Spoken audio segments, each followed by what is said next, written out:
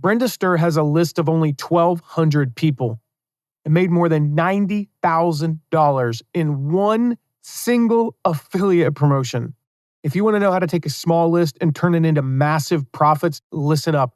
Brenda is sharing all of the strategies that led to her success. Welcome to the Affiliate Guy podcast.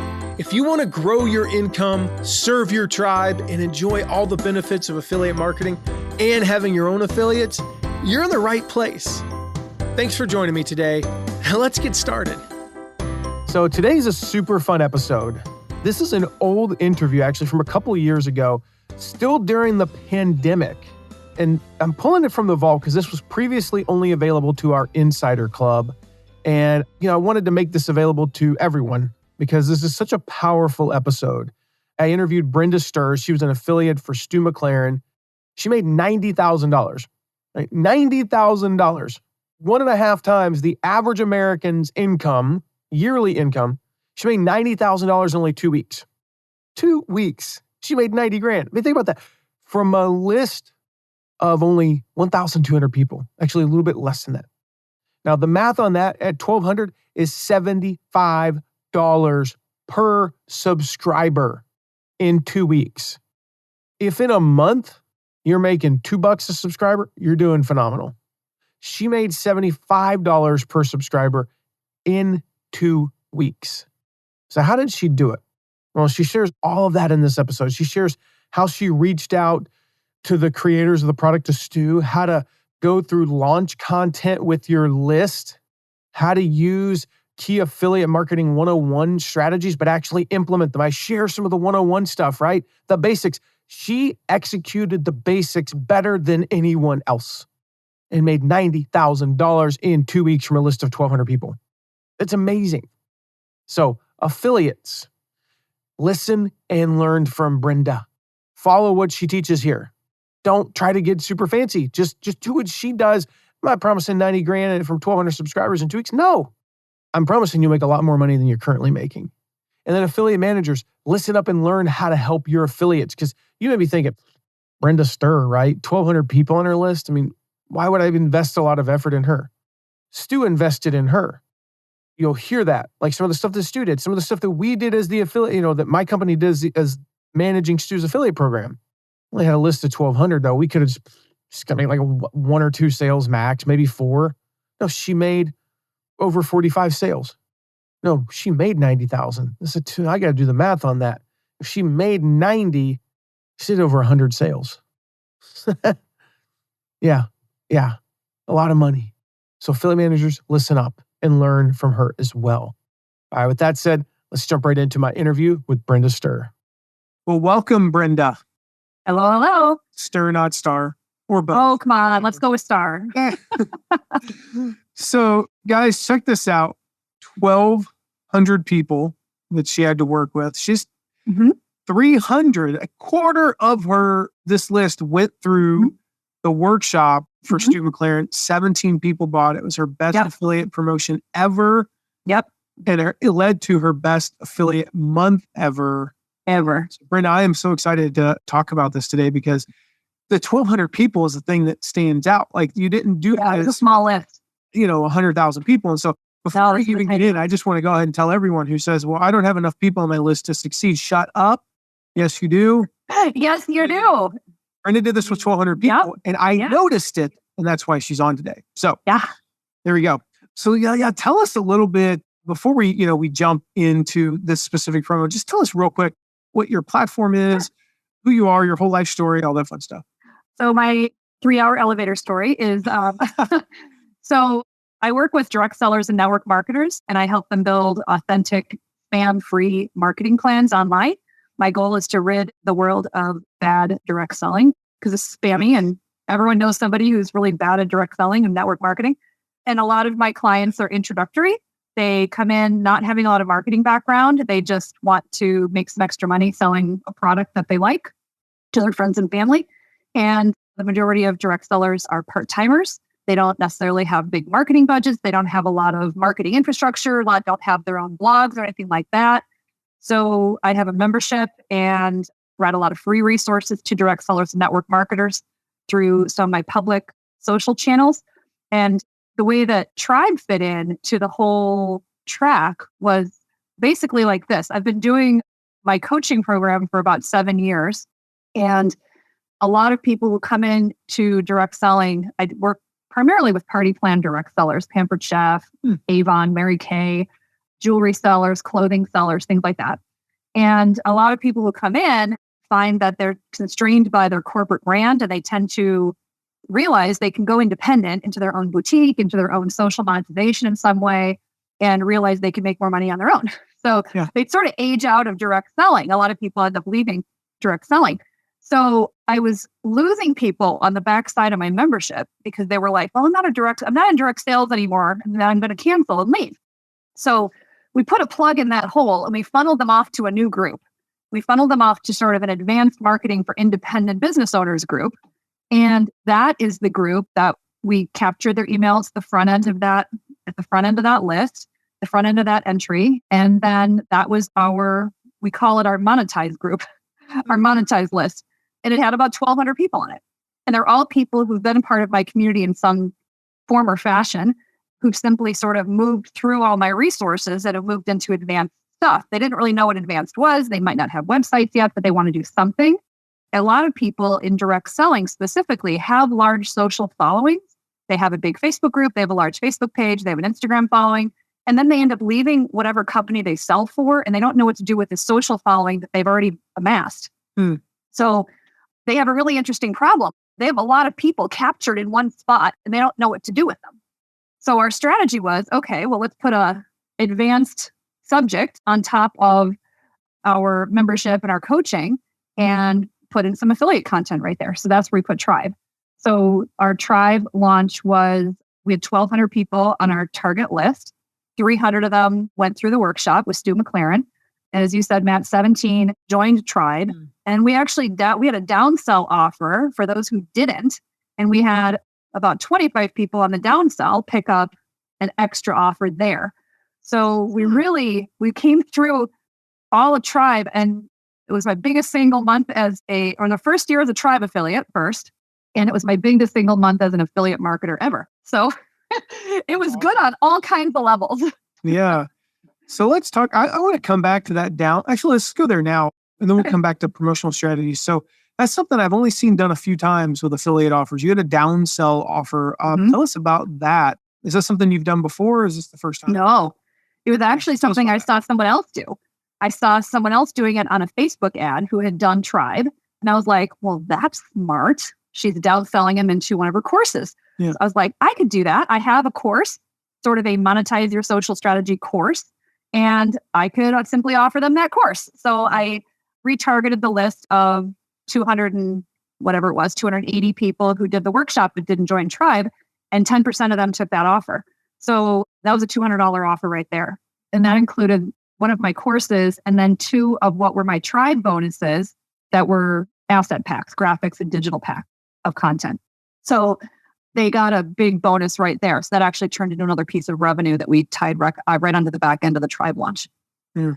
I love that. If we ended this right now, that was like totally worth all of our members watching. So I'm telling you guys, I learned it from somebody online. I deconstructed what she did, and I will never do another affiliate launch that doesn't have a downsell on the back end of it. Yeah. It was brilliant. Super smart. Brilliant. Yeah, we do them sporadically. We kind of pick and choose. Like if there's an affiliate offer that we're promoting and we don't really have looking for one that fits. I can't think of sort of a natural complement. Yeah. Thinking of a multisyllabic word that fits with that. But anyway, that was just my way to use the word multisyllabic there, actually. Very fancy. That's a $10. That's a grad school word right there. Yeah, it's a grad school word. Unfortunately, I try to speak at a 5th grade level. So yeah, we do it sporadically though. But it really does work. I mean, you've built the list, and a lot of times, especially if we're running ads to those affiliate promos, a lot of times like we're breaking even on the actual commissions. And there's a reason for that. It's a long-term play. It's about relationships for us. But then we make the money on the downsell. Exactly. And the big benefit of the downsell is Stu in the Tribe launch did all the heavy lifting. He built all of the value, right? He built all the value proposition. And he offered a $2,000 program, and I downsold to a $200 offer. Yeah. Well, that was a no-brainer. It was 90% discount. So that was a nice little bonus right there, and picked up probably $4,000 or $5,000 on that. Yeah, that's awesome. So specifically, let's start at the beginning because that's a good place to start there. We got to get people into the workshop, and you got a quarter of your people into the workshop, which is insane because I'm doing the math. We got 2.5-ish% of our people into the workshop. So what did you do in there to do that? We did a few things, and I will say that 25% will probably not be what it looks like next year because this was the first time I had done Tribe Launch. So it was a new list and a new market for this workshop. Sure. So next year will undoubtedly be lower. Yeah. But for this, what we did is we did very targeted emails. We followed the Tribe email schedule. We posted on my public channels, and we didn't run any ads. There was no ads at all. We didn't do any ads this year because it was our first year doing it. We're like, well, we don't really know what we're doing with ads yet, so we don't want to try it. So we really just talked it up. We talked it up a lot. I made a lot of Tribe imagery. I had Stu come in, and we did an interview in my group, in the group that was sort of my advanced group, the one I said that had about 1,200 people in it. And then I took that video with Stu and I sliced it up and made it into little promos, and I stuck them everywhere. Oh, nice. I literally stuck them everywhere. When did you, in relation to the calendar, like as in terms of... Ideally, I would have done it, like 2 months earlier, but I didn't. I did it like literally the week before Tribe of workshop week. But still before April 23rd, which is... Yes. I did it before, it was before April 23rd. And I did it, so I emailed it. I really had no expectation because I'm assuming he was doing a gajillion of them. And I'm not a big affiliate. I don't have a giant list. I'm small fish in a big pond. And I was sort of like, well, the worst they can say is, no, he's not free. But I figured I would be brave enough to ask. So I emailed in and I said, is Stu free to do a little mini interview? And they gave me 2 dates. I took the first one that was available. I rearranged my calendar to make it available. And then we went live, did a little mini interview. The whole thing was a half an hour. And then at the very beginning, before we even did the interview, I asked him if he could do some promos using my terminology for my community. And then he did. He did little promo slices, and then we sliced those up, and those became what I was posting all around through the entire workshop, Tribe Launch, the retargeting. We were watching the workshop together in that group. I shared all of his lives as watch parties. So we just had a lot of concentrated focus. That was the only thing we were doing in my group, or in that specific group, was the Tribe workshop. So it was really a very highly concentrated effort. And I did the entire workshop with everybody because I wanted to make sure I was present and answering questions. And they saw me as being not just an affiliate who drops in to make all the money, but, actively doing the work and realizing the value with my community. So the big things were getting Stu in was a huge coup. And I was simply brave enough to ask, emailed in and said, is Stu free to do a little mini interview in my group? And they emailed me back and said, yeah, here's some dates. Like, oh my God, I can't believe it. I was so nervous. I was so nervous.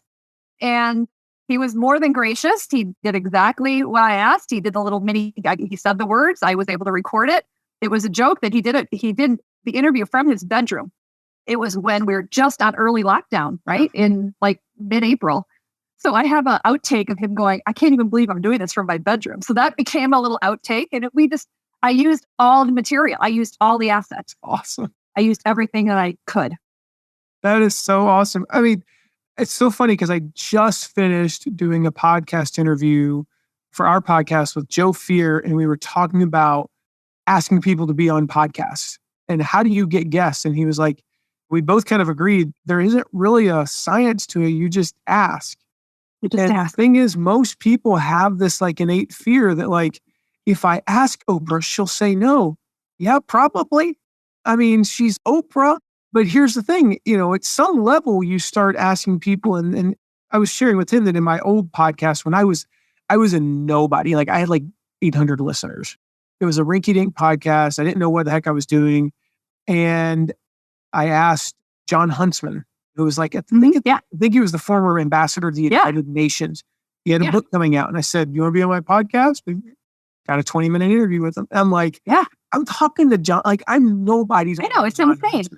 And this is what I try to tell people. And I work with marketers, right? I work with marketers who are trying to get bookings to make sales. They're trying to get parties and events and things like that. Yep. And so much is a mindset game that if you don't ask, the answer is always no. So I'm very much about trying to walk the talk, that if I'm not going to ask and be brave enough to ask, and even if I get a no, at least I know. But, I asked and I got a yes. And I rode that horse all month long. I used that video over and over and over again. I sliced it. I put it into promos. I put it into GIFs. I linked back to it in emails. I put it everywhere. That's brilliant though. That is brilliant. So you did the promo, you did the little slices, you did the watch parties of the lives, you went through the workshop. Like this is the stuff. Yeah. There's a word in the English language that I'm a big fan of. Is it a $10 word? No, it's just hustle.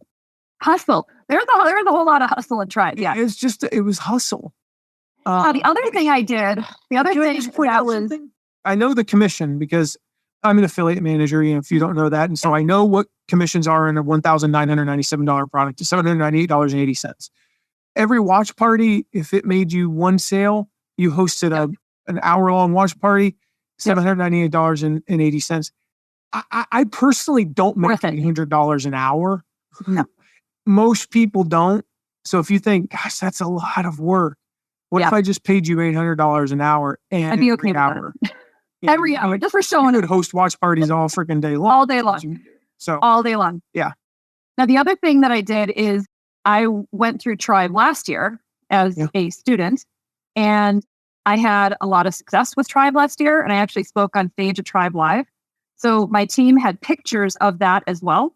So I used all of those images as well of me and Stu together. So anywhere you have an opportunity to get a picture with the person you're an affiliate for is a big value. Even if it's just a selfie in the hallway, anywhere you can create those relationship points are highly valuable because they become future marketing collateral. So we used all of that. I wrote, I think, 2 or 3 different blog posts that were all about what my story was and my recommendation for Tribe. And we had it backlinked everywhere. I mean, I literally over promoted it everywhere. It's so funny that you mentioned that. I'm trying to find it on here. We have a folder. I'm not going to be able to find it in time. We have a folder in Dropbox. It's basically just nothing but me with people. It's like, here's a picture of me with Dean Graziosi. Here's a picture of me with Russell Brunson. I try to make them as, I try not to make them like the hallway pictures. And we purposely took a bunch of pictures with Stu at a conference that we were together at, very just real quick, just take a bunch of pictures, different settings. And we totally forgot to use them. In all of our promos, I was going to go to images to find pictures I was using the pictures that they gave us. Yeah. And as soon as you said that, that's what we did too. I did like a mental, it was just like, light bulb, right? Yeah. I was like, oh my gosh, we literally went through all the trouble to take all those pictures specifically and this was back in November of last year, specifically for this promo. I'm so glad I could help you out today, man. Never remembered to use them. So next year we're gonna do better. We're gonna actually go up to Toronto and spend, hopefully if everything clears up with coronavirus, we'll go up there and spend a couple of days with them and record some videos and take some pictures together. But then we just need to remember to actually use them. Well, there's that. Yeah. Oh my goodness. This has been. Oh my gosh, that's so funny. I have a couple more questions we wrap up, but I mean, this is like so. I'll just show everybody these are my notes already. Okay. So I'm already taking a lot of notes here, and we've got some calls to actions for people. So let's fast forward. So you got people into the workshop. You got 17 people in, or you got 300 people into the workshop, and you share a lot of those strategies. Is there anything else you did in that phase that you didn't cover? I want to give you a chance to. Let's see. Did the workshop? I was on one of I went live with Stu during the workshop. Okay. I went live during the workshop with Stu. Not because I asked to be, but because I was simply active in the workshop group, or in the launch group, the membership subscription group.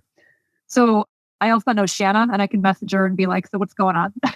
So make friends with the support team of your affiliates. Big one.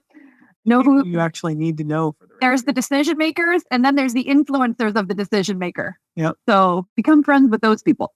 So anyway, I went live with Stu on one of his telecasts in Open Cart Week and then shared my story there. And then we watch partied that back into my groups and had a whole bunch, because they'd now been done the workshop, open cart week. We're like a week and a half into this whole thing. I've been marketing it for a month. They were really, really into me being on the live with Stu. They really liked that. And then I was online on cart close night. I was literally online. I was doing follow-up messages. I was messaging the people and saying, hey, I saw you were in the workshop. If you have any questions I can answer. I was doing the follow-up right at Thursday night cart close from my couch with my kids watching TV. Muscle. Yeah, I was doing the work. I was doing the follow-up. I was closing the deals, as it would be. Mm-hmm. And then I also had my own tribe bonuses. I was really focusing on those as an upsell as well. So I used those as leverage, and they didn't know there was going to be a downsell offer. I didn't come up with that until after Tribe closed, when I saw someone else's Facebook ad. And I was like, that's easy. We can do that. That's like 2 emails right there. And honestly, in the downsell, we thought it was kind of a bust, because we only got like 2 sales out of the first email. I'm like, well, no, they didn't do it right. And then they all came in on the last day. They were like, the last email, bam, this is the offer expires tonight. We got like 18 of them in an hour. Yep. It's crazy. Deadline dancers. Yes. Man, this is, Brenda, wow. So you actually just took us into the open cart period, and you mentioned some great strategies there. There is something I want to highlight that we didn't really lean into too much. You said, we've been talking about this for a month, but we're really only like 10 days into the workshops. I think 10 days long, and the open cart's 4 days long. So I started teasing it in advance. Yeah. They knew that Tribe was right. They knew that Tribe was coming. I had written blog posts. I had started talking about it. I had shared my own story with Tribe and how I went through it and had a lot of success with it. I just started teasing it and saying, you guys, the Tribe workshop's coming. Tribe workshop's coming. So it wasn't that it was a whole lot of heavy promotion as much as it was just part of regular conversation that it was coming up. And I do that all the time. That's just teasers. That's just lead up. Any promotion you're doing, there should be teasers and hints and, you guys, I got something coming. I wonder what it is. Those kinds of little things. I do that a lot. And I work with mostly women. I don't know if it's something that appeals to women, but women have a lot of FOMO. And there's a lot of value in leveraging that in marketing. Do they? Okay. I don't market to men, so I don't try to presume how I know that I know how men think. Yeah. I know how my husband thinks, and that's about it. So I just started teasing it and hinting about it, that I was making a graphic or I was writing a blog post. Hey guys, I'm working on my big Tribe blog post. What are you writing today? Those kinds of little teasers that are just sort of regular community engagement, but they're starting to plant the seeds that this workshop is coming, something's happening, and get yourself geared up. It was just I used a long runway. I probably started talking about Tribe in mid-March. About 5 weeks. Yeah, 5-6 weeks in advance. That's awesome. Probably a good 5, I'd say mid-March, because they knew I was excited about it. And because I really wrote it last year hard, because last year it changed my whole business. Tribe totally changed my business last year. That's a totally different story for another day. But it's a powerful story from a marketing standpoint. That was one of the biggest differences. We talked about what made a difference from 2019 to 2020 for us. The biggest difference was we went through Tribe. When we promoted in 2019, we did great. I don't remember the exact numbers. Let's say about $50,000 in commissions. That was awesome. But the story was, Stu's great. I like Stu. He's worked with these people. Stu's amazing. That works to a point. The message this year was, hey, the whole reason why I don't have to lay off anybody during this COVID crisis is because we have a membership site. And Stu's the reason. So go buy his course. Exactly. Let me tell you my Tribe story. Let me show you my Tribe pictures. Let me show you my before and after. This is my real story. And that had an immense amount of emotional value. Yeah. Personal connection value. So this was our single biggest affiliate month and our single biggest affiliate return. It was about, I should have looked up the number before we started. I want to say it was around $15,000 total. Plus the downsell made it about 20. So 20,000 all in on Tribe. And then coupled with one other large affiliate offer I was running in a different group. This was over here on this short little small list, right? These 1,200 over here. I've got 50,000 on this side. So I was doing another little thing over on this side. And those two things together created my single biggest affiliate month ever. Love that. Love that. So Brenda, if somebody wants to come follow you and see how you do this stuff, because I think they should. I like it because you did some things that the downsell thing was something, again, we've done before. I think the reason, honestly, why we haven't done it in probably about 6 promos is we keep forgetting. So I wrote that down. It needs to be part of your project plan. Yeah, well, I wrote that down as a note for our project manager to add that. Yeah. We just clone, like, the shell of an affiliate promo is just copied. It's in Asana, and it's all just copied over. Exactly. Like, we need to add that. I love the promo slices. That was really cool. I love the watch parties. Those are two things we've never done that we're going to definitely have to start doing. So I'm totally, this is like free consulting for me, which is great. Well, I think the best way I could sort of put a bow on it is my goal through the Tribe launch was to be present. Yeah. I wanted to be present. So whether that means I was live watching the videos with them, whether it was I was sharing my own story, whether it was I was going live with Stu, I wanted to make sure that I was present and they saw me in it, because that I was doing the follow-up. I was checking in on their questions. I was answering questions in our free group. And I did it with a small list. I mean, this little side list, this subset is, like I said, it's only 1,200 people. And we had a whole lot of goodwill in that little slice. And it's the biggest overarching thing is what I personally feel about affiliate marketing in general is people will buy you when they believe in you. Yep. Right? When they believe your story, when they believe that you are endorsing a product that you personally used, loved, had value from, because they're not just buying the product, they're buying your story with the product. Mm-hmm. So, and that's being present and showing the good, the bad, and the ugly. So if you want to, I started marketing this year's Tribe maybe in March, but I started talking about Tribe a year ago. Nice. They knew my story with it.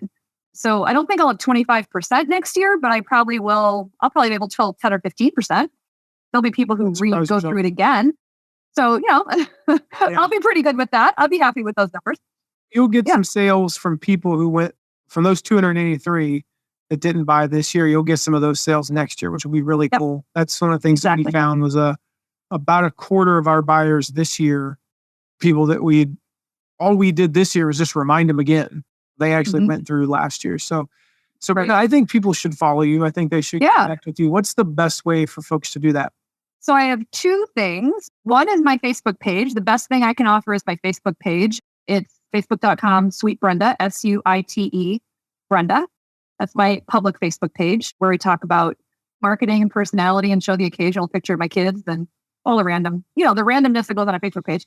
And the other thing, Matt, is I have a 20 ways to monetize your social strategy ebook that is free for everybody as well. And that is at brendaster.com/20 ways. Of the 20 ways in that ebook, 20 ways to monetize your social strategy, I have used personally 19 of them.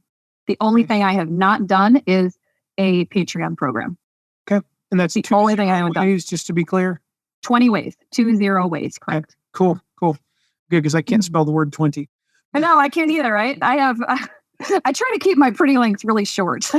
English, the way we do numbers is really weird in English. Makes no sense whatsoever. At least that's what Malcolm Gladwell says. So, well, Brenda, thank you so much. This has been absolutely amazing. I have loved it. Thank you so much, Matt. I really, really am honored to have been invited, and I'm excited to share the value and the message. So I hope you got as much out of that as I hope you got as much out of it as I'm hoping you did. Again, a lot of basics. Nothing Brenda said makes you go, whoa, that is a brand new strategy. That's something. If you found yourself going, I know all this stuff. Okay, are you executing on it? That's something I find so often is like, we're looking for the next new thing. What's the new strategy? I'm already doing 3 things. I'm already doing this. I'm already using AI. Cool. Are you using AI perfectly? Have you mastered it? Well, I'm already doing an interview with are you doing a great interview? Are you doing the extra? Are you executing on the basics at a A+ level? No, you're executing on 10 things at a B- level instead of 1 or 2 or 3 things at an A+ level. So nothing Brenda said was revolutionary or mind-blowing or, just makes you go, I gotta take notes. You might not have taken any notes. But the thing that she did is execute. So that's my question for you. Are you executing? And if you're not, go back and listen again and start executing on the things that she talks about. So I'd love to hear from you. Maybe that's your biggest takeaway, is I got to execute. Share with me. Text me anytime at 260-217-4619. I'd love to hear from you on this or anything else. You got questions? Text me, 260-217-4619. Lastly, make sure you hit subscribe because in the next episode, I'm going to be sharing the top 10 pet peeves affiliates have with affiliate programs. It's so good.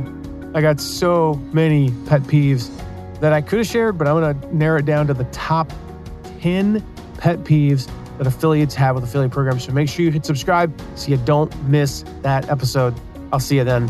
Thank you so much for listening today. Remember to check out all of our deep dives into affiliate marketing at theaffiliateguide.tv. And if you have a question, ask it at asktheaffiliateguide.com. Who knows? Maybe you even be featured on an upcoming episode. And lastly, if you haven't yet, make sure to leave a rating and review wherever you're listening to this episode. See you soon.